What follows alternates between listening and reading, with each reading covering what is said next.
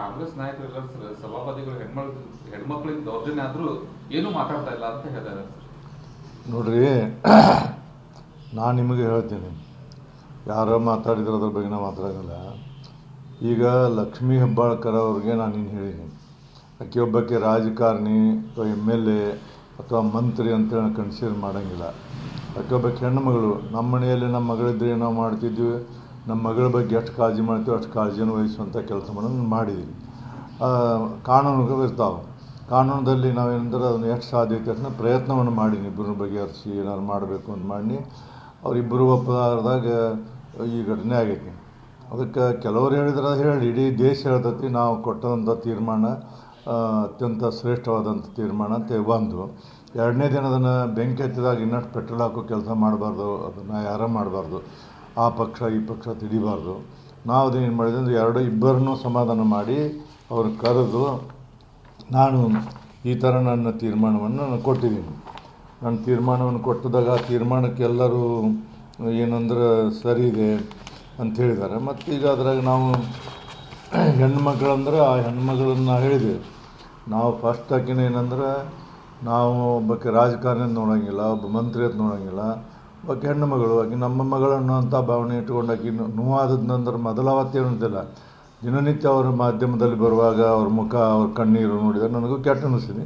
ಅದಕ್ಕೆ ಅವ್ರಿಗೆ ಯಾವುದೇ ರೀತಿಯಿಂದ ಅವಮಾನ ಮತ್ತೊಂದು ಆಗಬಾರ್ದು ಅನ್ನೋಂಥ ದೃಷ್ಟಿಯಿಂದ ಸಾಧ್ಯವಾದಂಥ ಎಲ್ಲ ರೀತಿಯಿಂದ ನನ್ನ ಪ್ರಯತ್ನ ಮಾಡಿ ಅದ್ರ ಕಾನೂನನ್ನು ಬಿಟ್ಟು ನನಗೆ ಹೋಗಕ್ಕೆ ಬರೋಂಗಿಲ್ಲ.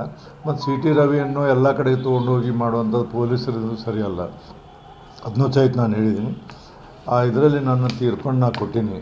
ಆ ತೀರ್ಪು ಕೊಟ್ಟ ನಂತರ ಮುಂದೆ ಯಾರೂ ಅದನ್ನು ಪ್ರಶ್ನೆ ಮಾಡುವಂಥ ಇದು ಬರೋದಿಲ್ಲ.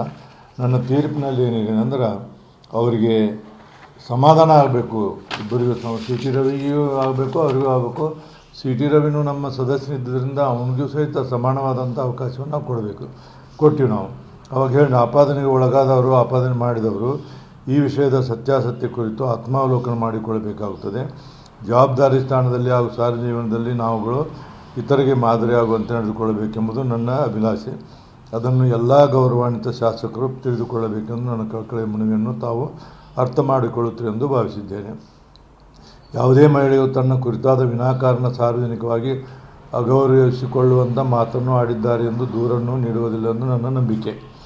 ಅವರಿಗೆ ಸುಮ್ಮನೆ ನನಗೆ ಇಂಥ ಶಬ್ದ ಅಂದರು ಅಂತೇಳಿ ಹೇಳೋಂಗಿಲ್ಲ. ಆಗಿದ್ದ ಹಿಂಗೆ ಆಗೈತೆ ಅನ್ನುವಂಥ ಮನಸ್ಸಿನ ಮೇಲೆ ಹೇಳ್ಯಾರ. ಅದ್ರ ಮೇಲೆ ಭಾಳ ಗಂಭೀರವಾಗಿ ಚಿಂತೆ ಅವಾಗೇನಂದ್ರೆ ಬೆಂಕಿ ಹತ್ತಿದಾಗ ತುಪ್ಪ ಹಾಕಬಾರ್ದು, ಅದನ್ನು ಸಮಾಧಾನ ಮಾಡುವಂಥ ಕೆಲಸವನ್ನು ಮಾಡಿ ನಾನು. ಅದಕ್ಕೆ ಬೇರೆ ಅರ್ಥಗಳು ಮತ್ತು ಯಾರೇ ಹೆಣ್ಮಕ್ಳಿಗೆ ನಾನು ಹೇಳಿದ್ನಿ ಒಂದೇ ಮಾತು ಹೇಳಿ, ನಿಮ್ಗೆ ಹೆಚ್ಚಿನ ಮಾತು ಯಾರೂ ಕೇಳಬಾರ್ದು. ನನ್ನ ದೃಷ್ಟಿಯಿಂದ ಹೇಳೀನಿ, ಆಕಿನ ಒಬ್ಬಾಕಿ ನಮ್ಮ ಮಗಳು, ನಮ್ಮ ತಂಗಿಯೋ ಅಕ್ಕೋ ಇಂಥ ಈ ದೃಷ್ಟಿಯಿಂದ ನೋಡ್ತೀವಿ ಹೊರತಾಗಿ ಆಕೆ ಈ ಸೆಷನ್ ಆದ ನಂತರ ನಮ್ಮದು ಅಡ್ಜರ್ನ್ ಆದಂಥ ದಿನನಿತ್ಯ ಅವ್ರದ್ದು TV ಮತ್ತೊಂದು ನೋಡಿದ ನನಗೆ ಹಂಗನಿತ ನಾನು ಖಂಡಿತವಾಗಿ ಅದೇ ರೀತಿಯಿಂದ ಅದೇ ಭಾವನೆಯಿಂದನೇ ನಾನು ನಡ್ಕೊಳ್ತೀನಿ. ಮತ್ತು ಅದೇ ರೀತಿಯಿಂದ CT ರವಿಗೂ ಸಹಿತ ಏನೇನು ಇವೆಲ್ಲ ಹರಾಸ್ಮೆಂಟ್ ಆಗೋ ಅದನ್ನು ನಾವು ಮುಂದಿನ ದಿನಮಾನಗಳಲ್ಲಿ ಅದನ್ನು ಸಹಿತ ನಾವು ಚರ್ಚೆ ಮಾಡ್ತೀವಿ.